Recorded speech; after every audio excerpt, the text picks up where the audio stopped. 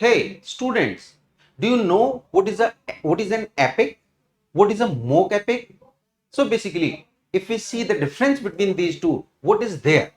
What is the subject matter of epic? What are the subject matters of this particular mock epic? तो चलिए देखते हैं इन्हीं questions को based on poetry and it's forms. तो लेते हैं सबसे पहला क्वेश्चन हम यहाँ पे, who is the hero of Spencer's Fairy Queen that was supposed to be written in 12 books but only 6 books were written? So guys, अगर हम यहाँ पे आंसर देखें हीरो के रूप में, who is the hero of Spencer's Fairy Queen? Morpheus है या फिर वोल्टर रेलिक है, किंग ऑर्थर या फिर आरके मैको? सो गाइज आंसर हमारा जाएगा C, it is king Arthur. मैं आपको बता दूं कि king Arthur a legendary hero in the English romances, basically कई जगह पे हीरो बना है। लाइक हम देखें Morte d Arthur written by Malory, या फिर हम बात करें idylls of the kings by Tennyson, इन सब में ही हम किसको देखते हैं हीरो? किंग ऑर्थर को। तो यहां पे भी किंग ऑर्थर है, यानी कि फेरी क्वीन। अगले क्वेश्चन की बात करते हैं, to whom does Spenser dedicate his Faerie Queene? Guys मैं आपको बता दूं कि एलिजाबेथन एज में poets of poet that was Spenser, उनके थ्रू लिखा गया ये पर्टिकुलर वर्क फेरी क्वीन, जो कि ग्रेट वर्क था एट दैट टाइम, ये किसको डेडिकेट किया गया था, ये क्वेश्चन बना है। तो सर वोल्टर रेलेक को, फिलिप सिडनी को, या फिर क्वीन एलिजाबेथ, या फिर किंग ऑर्थर? अगर हम नाम से ही देखें तो आपको पता चल जाएगा सिमिलैरिटी से, या फिर रिजेंबल किसको कर रहा है बेसिकली, ये बच्चों कर रहा है क्वीन एलिजाबेथ को। तो यहां पे जो फेरी क्वीन एज रिप्रेजेंट किया गया है वो क्वीन एलिजाबेथ को किया गया है। तो आंसर हमारा क्या जाएगा? सी। नेक्स्ट क्वेश्चन की बात करते हैं, the central theme of the Lusiad is. Lusiad अगर हम बात करें तो it is Luis de Camoes का लिखा गया वर्क है लुसियड। और गाइस ये करता क्या है? क्वेश्चन पूछा है कि इसका बेसिकली सब्जेक्ट मैटर क्या है, central theme, voices of Odysseus, ancient glory of Portugal, या फिर Vasco da Gama's voice in India, या फिर battle between Portugal and England. तो गाइस इसका जो सब्जेक्ट मैटर जाता है वो जाता है Vasco da Gama's voyage to India. मैं आपको बता दूं Vasco da Gama came to India from Portugal in 1498, in 1498। और ये भी आप देखेंगे कि ही हैड बीन देयर। अगर हम इंडिया को एक तरह से रिप्रेजेंट करें ऐसे, तो यहां पे अगर हम बात करें Calicut, it was there the Calicut, वो गाइस कालीकट में एंटर हुआ था। तो कालीकट में 1498 में द किंग वॉज जमोरिन, अगर आप देखें तो हिस्ट्री को आपको मिलेगा वहां पे किंग वॉज जमोरिन, और 1498 में पोर्तुगल से बेसिकली वास्को डी गामा के उनको मिलता। तो if we see the dangers, if we see the excitement through this journey, what he had experienced has been represented in this work Luciad। अगले क्वेश्चन की बात करते हैं, Spenser's motto in writing his Faerie Queene was. तो basically Faerie Queene में Spenser का motto क्या था? What was the motto? What was the purpose behind? To please honor and to please and honor Queen Elizabeth, बिल्कुल था। Justify the holiness the greatest, या save the honor of the womanhood, या फिर to fashion a gentleman in virtuous and gentle discipline।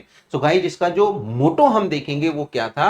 Answer D बनेगा। Actually this was written with the motto to fashion the gentleman in virtuous and gentle discipline। अगले question की बात करेंगे, how many books are there in Spenser's Faerie Queene? As I earlier told you that it was planned to be written in 12 books but only 6 books were written, यानी कि हम कह सकते हैं कि स्पेंसर का एक अनफिनिश्ड वर्क था। तो यहां पे हम देखें इसमें ओनली 6 बुक्स वर रिटन, तो सिर्फ 6 लिखी गई थी, वो भी कैसी है गाइस, यहां पे एलिगोरिकल, यानी कि each book tells about a virtue, that virtue is represented by a night, तो इसीलिए हम इसको एलिगोरिकल कहते हैं। अगले क्वेश्चन की बात करते हैं, which book of Paradise Lost begins with an invocation to light? मैं आपको बता दूं गाइस ये जबरदस्त work Paradise Lost by Milton, Milton के थ्रू लिखा गया था। और ये भी आपको पता है कि it was written in 12 books, earlier it was in 10 books, but Virgil के एनीड को देखते हुए इसको कितने में बदल दिया गया था? 12 बुक्स में। सो गाइस इन 12 बुक्स में उसने पूछा है कि which book begins with an invocation to light, तो ये आपकी बुक नंबर 3 है। So book number 3 is the answer of this question। Next question की बात करते हैं, who is next in command after Seddon in Paradise Lost? Guys मैं आपको बता दूं कि अगर हम देखें पैराडाइज लोस्ट को तो वहां पे हीरो जाता है एडम, यानी कि as a hero it was written with Adam. और सैटर्न अगर हम यहां पे देखें was the antagonist, he was the villain, तो ये एंटागोनिस्ट है। दूसरी बात हम देखें कि कुछ कुछ क्रिटिक्स हैं, Blake etcetera and some others, who says here, state here that it is the Satan who is the real hero. But वास्तव में अगर हम देखें तो जिस पर्पज के साथ लिखा गया था वो एडम है, बिकॉज ये ह्यूमैनिटी को यहां पे रिप्रेजेंट करता होल ह्यूमैनिटी को।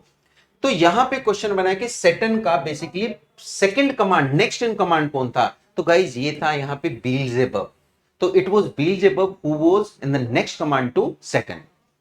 अगली बात करते हैं हम, what is in me, what in me is dark illumine what is low raise and support. Basically line किस पर्टिकुलर बुक में पैराडाइज लोस्ट के आती हैं? तो आंसर मैं आपको बताता हूं, ये बुक नंबर 1 है, तो आंसर आपका 1 जाएगा। तो ऐसे क्वेश्चंस आपके एग्जाम में बेसिकली पूछे जाते हैं। नेक्स्ट क्वेश्चन की बात करते हैं, अब मोक एपिक इज, अब जरा बात करते हैं मोक एपिक की। गाइस मैं बताऊं आपको तो एपिक बेसिकली होता है लेंथी, एक लेंथी वर्क होता है that is written in poetry basically with a particular stanzaic form, with a rhythm and also with a definite metre. और यहां पे एक पर्टिकुलर हीरो होता है, उस हीरो के हीरोइक डीड्स हो गए या फिर सेलिब्रेशंस ऑफ सम विक्ट्री या समथिंग एल्स, है ना, कोई भी सेलिब्रेशन, रॉयल सेलिब्रेशन वहां पे हो सकता है, उस पर्टिकुलर थिंग को वहां पे सेलिब्रेट किया जाता है, तो ये आपका एपिक है। लेकिन by the time we go for the parody of this particular epic, ये हमारा मोक एपिक बनता है। तो मोक एपिक बेसिकली क्या है? उस एपिक की ही पैरोडी बनाना। तो आंसर हमारा क्या जाएगा? सी, यानी कि a parody of the real epic. मतलब एक तरह से उसको सेटायर के रूप में आप लिख देंगे, वो पूरी तरह से उस तरह से एक सीरियसनेस, एक ग्रैंड स्टाइल के साथ नहीं होगा जो हम एक एपिक में देखते हैं, वो सीरियसनेस नहीं होगी जो हमारे एक एपिक में होती है। अगले क्वेश्चन की बात करते हैं, which of the following is a mock epic. बड़ा अच्छा क्वेश्चन हमारे पास बन गया कि भाई एग्जाम्पल अगर हम देखें मोक एपिक का, इनमें से क्या बनेगा? Pilgrim's Progress no, Gulliver's Travels no, Robinson Crusoe no. लेकिन ये जो बाद का वर्क है रेप ऑफ द लॉग, तो Rape of the Lock by Alexander Pope has been termed as a mock epic, क्योंकि बात तो यहां पे बहुत बड़ी की गई है। बेलिंडा को आपने देखेंगे, बेलिंडा द ब्यूटीफुल गर्ल, उसका पर्टिकुलर क्या होता है? One of the lock of fair, उसका काट दिया जाता है। और यही चीज उसकी क्या दिखाती है? एक तरह से मोलेस्टेशन को शो करती है। और यही कहानी क्या थी उस समय के पर्टिकुलर इंडियन कल्चर की, या हम देखें तो कंटेम्प्रेरी सोसाइटी में ऐसी घटनाएं होती थी। तो रेप ऑफ द लोग बेसिकली उसको दिखाता है।